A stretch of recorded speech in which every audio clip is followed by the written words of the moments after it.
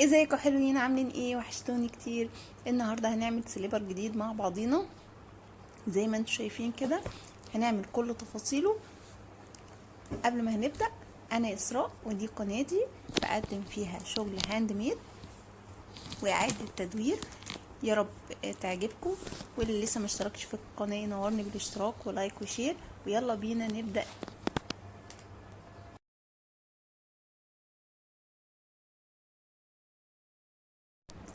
اول حاجة الخامات اللي احنا هنستخدمها مع بعضينا.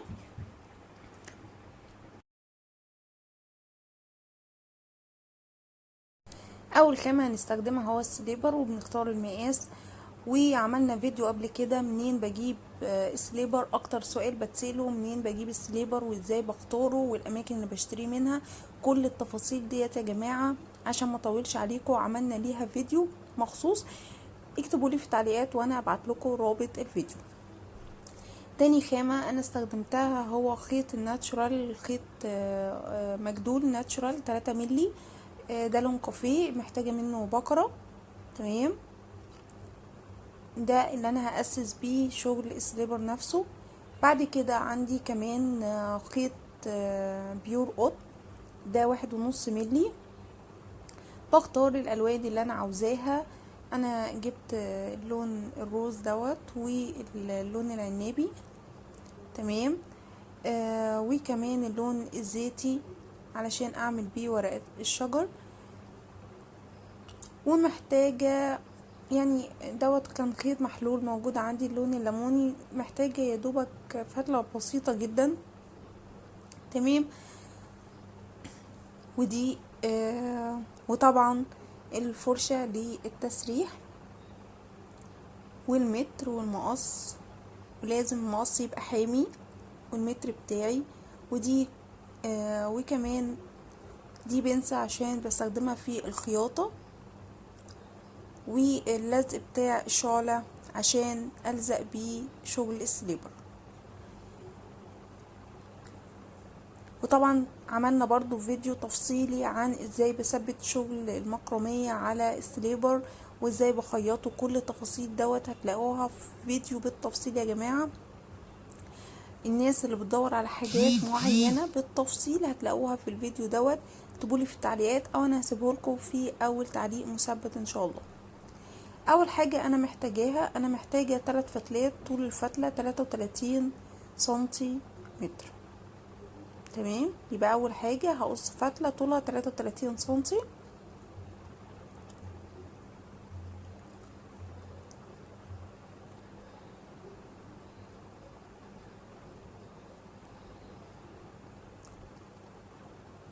برضو علشان نتعود، قلنا قبل كده ما ناخدش مقاسات وخلاص. المقاس السليبر اللي معايا كبير، تمام، فالوش بتاعه عريض. انتي ممكن تجيبي مقاس اصغر من كده والسليبر يبقى حجمه اصغر من كده، فلازم تتعلمي ازاي تاخدي المقاسات. انا محتاجة ليه 33 سنتي. انا باخد الدوران بتاع السليبر الكبير بقيسه، وبزود طبعا خيط من الطرفين، لان لما اثبت عليه الفتلات في غرزة البداية هتاخد ارتفاع شوية، فهتاخد من حجم الخيط الاساسي، فبطول الفتلة عشان كده. تمام. بعد كده محتاجة 18 فتلة. طول الفتلة 65 سنتيمتر. تمام كده.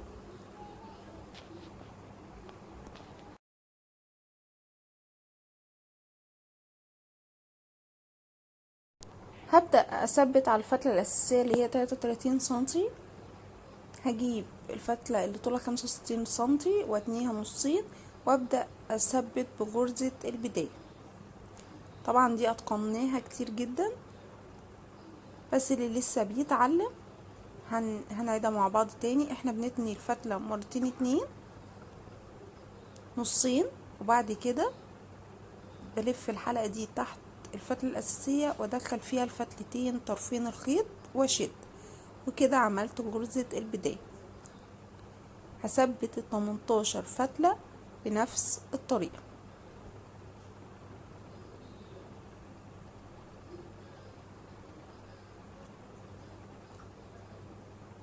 هثبتهم كلهم وارجع لكم تاني. ولو وصلتوا لحد هنا ما تنسوش اللايك والشير والاشتراك في القناة لو لسه ما اشتركتوش.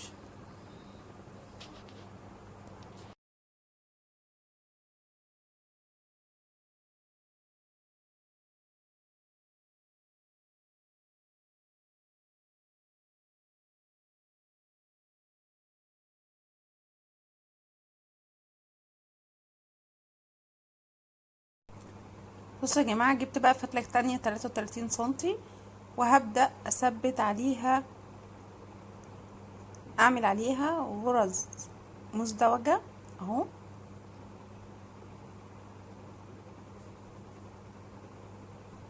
اخد كل فتلة من الفتلات اللي تحت واعمل على الفتلة الجديدة غرزة مزدوجة. تمام. اللي لسه بيتعلم الغرز او عايز تفاصيل الغرز، طبعا صعب جدا ان انا اعيد كل حاجة في القناة في كل فيديو يا جماعة. طالما بتعلمي مكرمية ففي اساسيات، الاساسيات ديت شرحناها بالتفصيل في فيديوهات سابقة، فاللي انتي محتاجاه او لسه بتتعلميه اكتبي لنا في التعليقات واحنا نقولك الفيديو اللي هيوصلك للمعلومة ديت فيه. تمام. وبرضو علشان الناس اللي لسه او المتابعة فيديوهاتنا وعندهم المعلومة فيحسوا بملل ان احنا بنعيد المعلومات تاني في كل فيديو، فده سبب ان احنا بنختصر الكلام. تمام. يعني شرح غرزة مزدوجة مثلا زي ديت احنا شرحناها في فيديوهات كتير بالتفصيل، لو محتاجاها اكتبيه في تعليق وانا ابعتلك الرابط.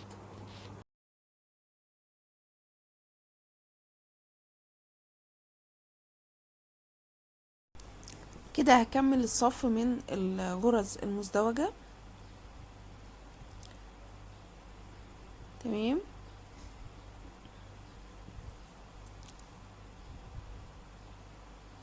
وارجع لكم تاني.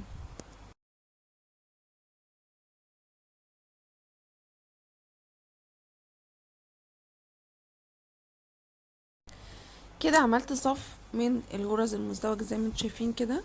الخطوة اللي بعد كده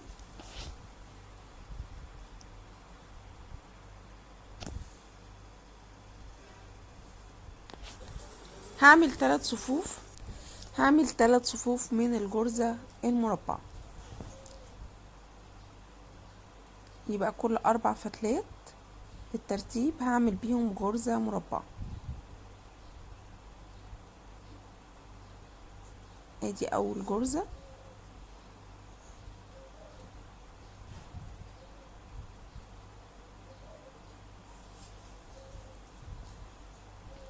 الاربع الفتلات اللي بعديهم هعمل تاني غرزة،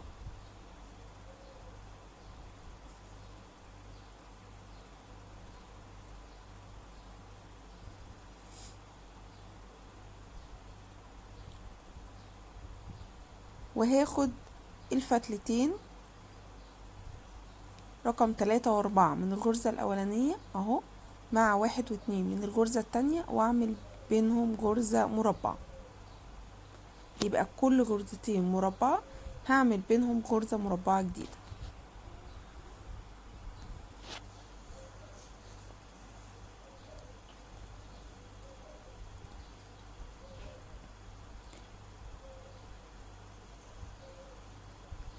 وهكمل بنفس الطريقة، كل 4 فتلات هعمل بيها غرزة مربعة جديدة، هاخد فتلتين من الغرزة اللي قبليها وفتلتين من الغرزة الأخرانية واعمل بيهم غرزة مربعة.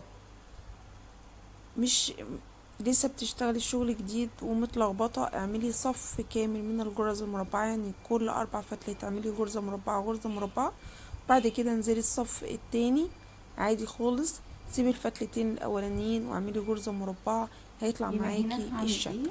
هجيب 4 انا كل اللي انا محتاجاه 3 صفوف من الغرز المربعة، هكملهم وارجع لكم تاني.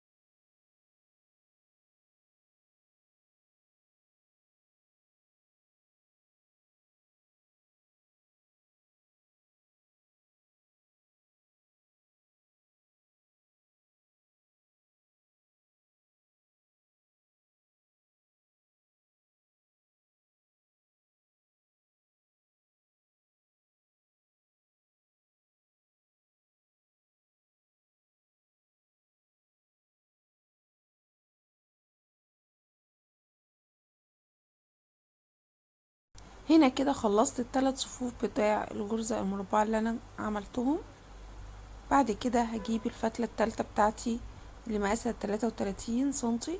احنا قصينا 3 فتلات في الاول، فتلة ثبتنا عليها بغرزة البداية، بعد كده صف من الغرزة المزدوجة، بعد كده عملنا 3 صفوف من الغرز المربعة. ودلوقتي هدخل الفتلة رقم 3 واعمل عليها برضو صف من الغرز المزدوجة.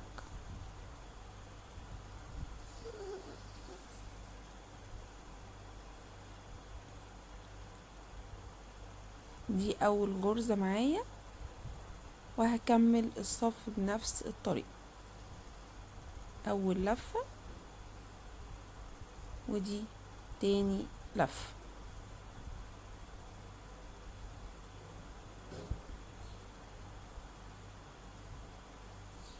هكمل الصف كله وارجع لكم ونشوف الخطوة اللي بعد كده هنعمل ايه. لو وصلتوا لغاية هنا ما تنسوش اللايك والشير والاشتراك في القناة لو لسه ما اشتركتوش.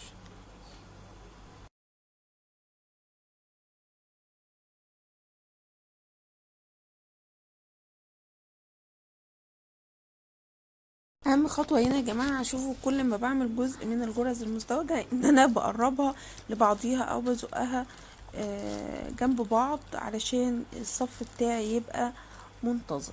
تمام، ما تنسوش الخطوة ديت في الغرز المزدوجة، اكدت عليها في فيديوهات كتير.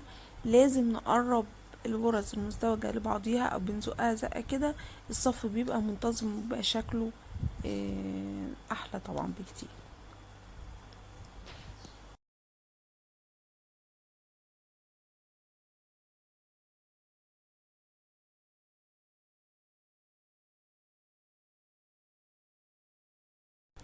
هنا كده خلصت صف الغرز المزدوجة بتاعتي. هبدأ اسرح طرف الخيط. تمام، طبعا في واحدة فيهم طويلة وواحدة قصيرة. انا كده كده كل الزيادات ديت هتتقص في الاخر. تمام، بفك الفتلات بتاعتي عادي لانها مجدول، التسريح فيها طبعا بيبقى اصعب من المحلول. بس خيط ناتشورال بيبقى طري والغرز بتاعته والمجدول بتاعه بيفك بسهولة. تمام،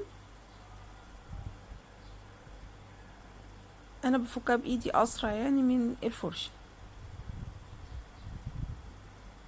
تمام كده، وبسرحها كويس وابدأ اقص الزيادات كده. خش على انا الخطوة اللي بعد كده وهي الشغل بتاع الوردات اللي انا بتاعي. عايزة اعملها. هجيب 3 فتلات من لون الوردة اللي انا عاوزاه، ده من خيط البيور. طول الفتلة 50 سنتي. بعمل علامة اكس كده يا جماعة. انا ما ثبتش النهاردة على بورد ولا على اداة من ادوات المكرمية، علشان الناس اللي بتسألني اشتري الخامة دي منين، ما تقفيش. انت ممكن تعمليها على مخدة، ممكن تعمليها على سجادة صلاة زي ما انتوا شايفين كده. فمش لازم بورد خالص بتاع السباحة انك تشتغلي.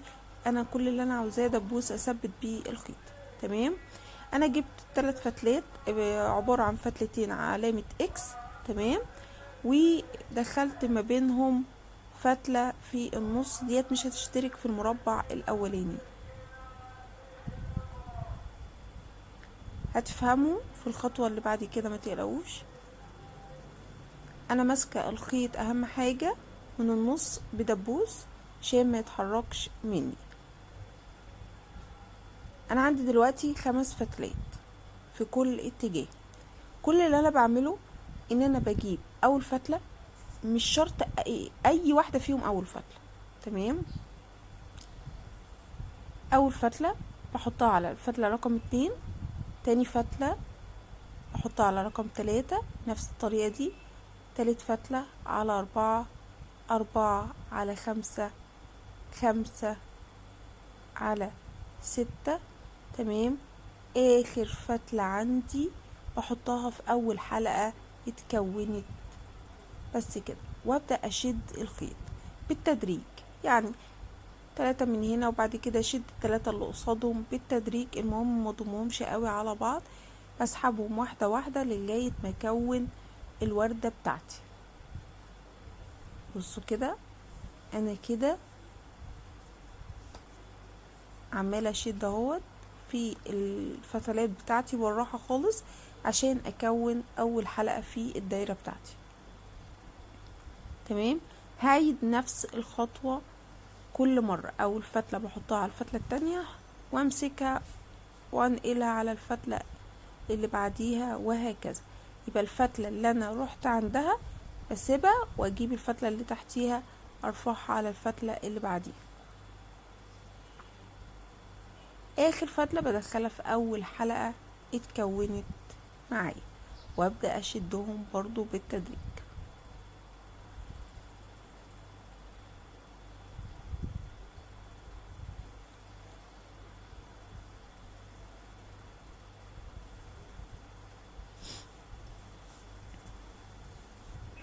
ما استعجلش في موضوع شد الفتلات ديت، خصوصا ان الخيط رفيع. تمام. وما ضمش برضو الوردة قوي يعني. بفضل اعيد الخطوة ديت 4-5 مرات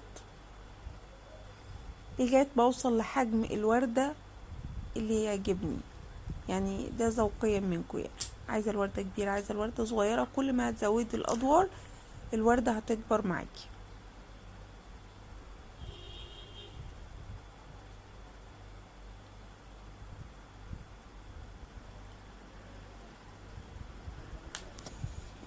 اهي غيرت لكم الخلفيه، اشتغلت لكم دلوقتي على البوري اللي احنا بنستخدمه في تبطين الشنطه. تمام. انا بعرفك ان احنا ممكن نعمل الورده على اي حاجه. ما توقفيش شغلك علشان انت ما عندكيش ماتيريال معين مش هتعرفي تشتغلي بيه. تمام.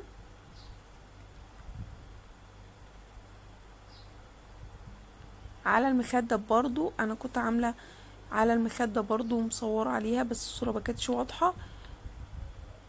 فاي حاجه ممكن تعملي عليها الورد.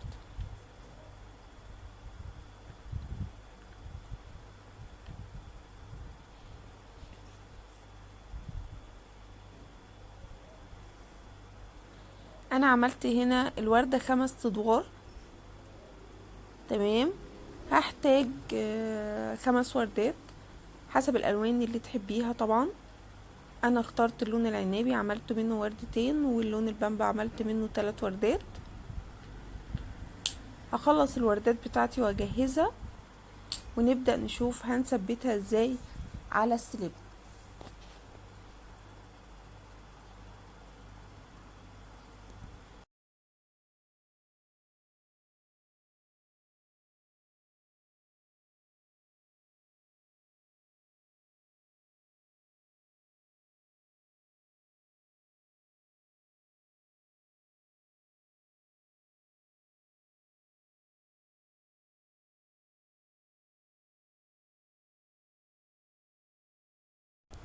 ودي كده الوردات اللي انا عملتها في النهاية.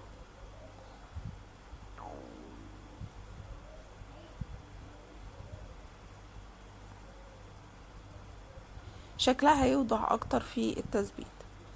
تعالوا بقى ننقل بعد كده نثبت الوردات بتاعتنا ازاي. ده وش السليبر اللي احنا جهزناه.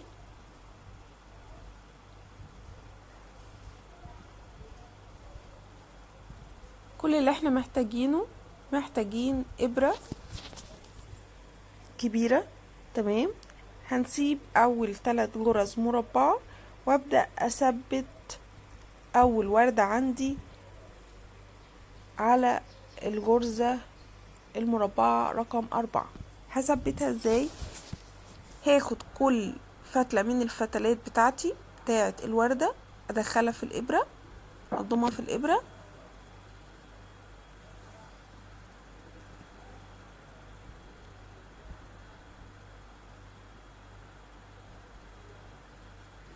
كأني بخيطها، اعديها الناحية التانية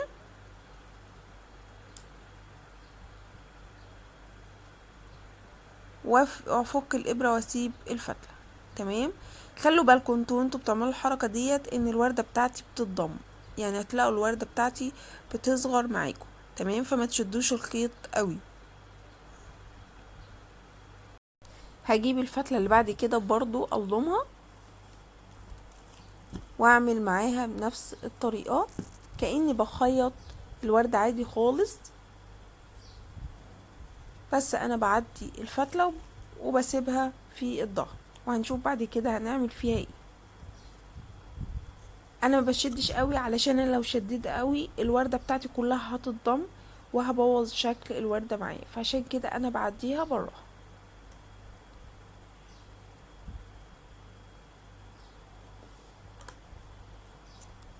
بنفس الطريقة هعدي الفتلات بتاعتي كلها الناحية التانية.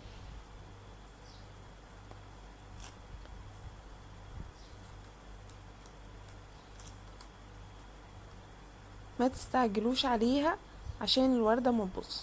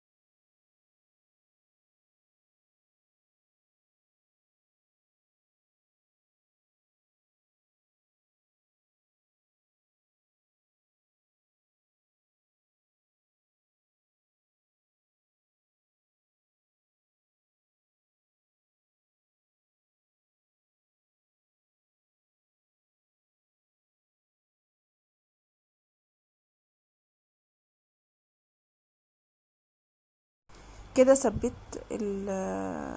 عديت الفتلات بتاعتي كلها وثبت الوردة بتاعتي.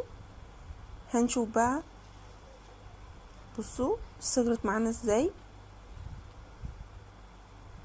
بشد الخيط بتاعي كل لو انا عايزة اضم الوردة بتاعتي من قدام. طيب الظهر هنعمل ايه؟ كل فتلتين هربطهم مع بعض واقص الزيادة.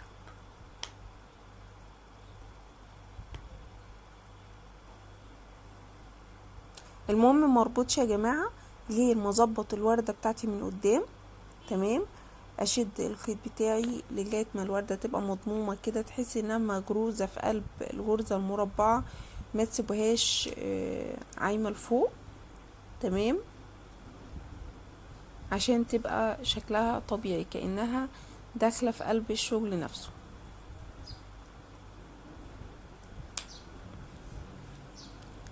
كده ربطت كل فتلتين مع بعض وهبدأ اقص الزيادات. ودي طريقة تثبيت الوردات. دي اول وردة، هنثبت الوردة التانية بنفس الطريقة جنبها كده.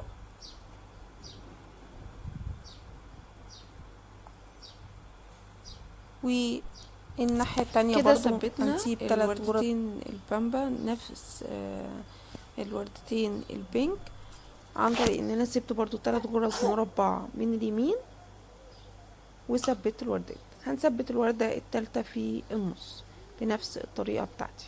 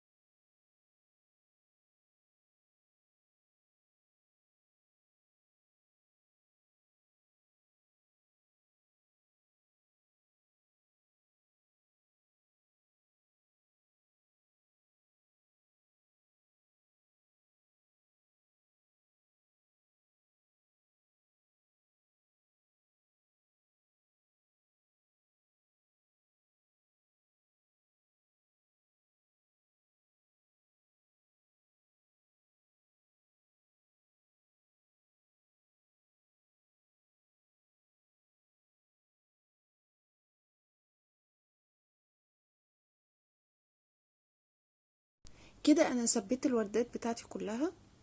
هبدأ اجيب فتلة رفيعة قوي من الخيط المحلول باللون الليموني.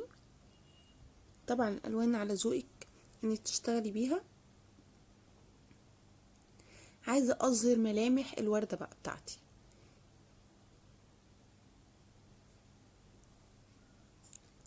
هجيب الخيط الليموني بقى بالابرة كده وهطلعها من نص الوردة العنابي، على اساس مش عارفة اسمها ايه، قلب الوردة كده بيبقى فيها حاجات رفيعة كده، حبوب لقاح او حاجة زي كده. هبدأ اعملها واظهر الوردة بتاعتي بالخيط الليموني، واعمل نقط صغيرة كده حوالين بعضها تظهر الوردة.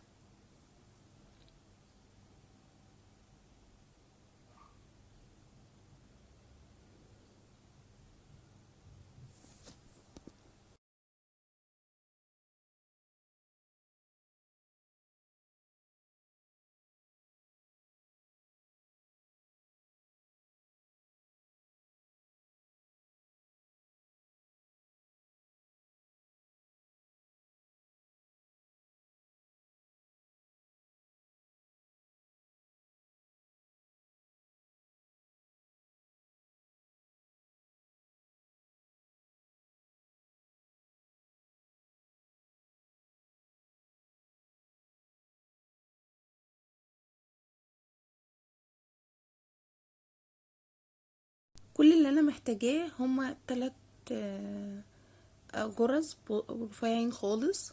تمام. هعمل قلب الوردة يعني، والحاجات ديت بتظهر قد ايه جمال الوردة. ما قصيتش الخيط ودخلت على الوردة اللي بعديها بنفس الطريقة كده.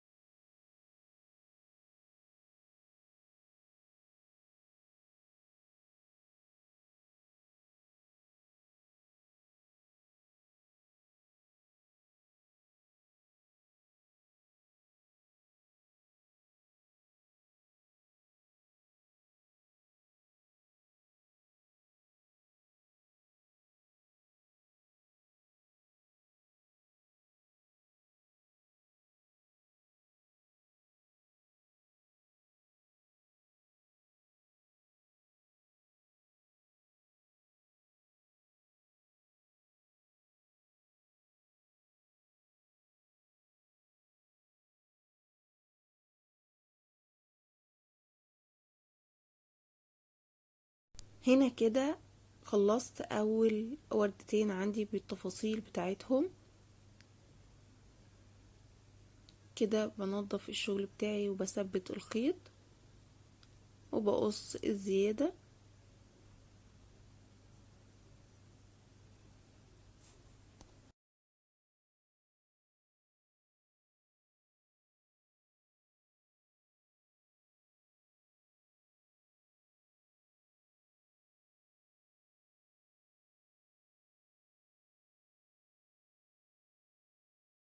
بعد ما خلصت الوردات بتاعتي بقى هعمل الورقات بتاعتي باللون الزيتي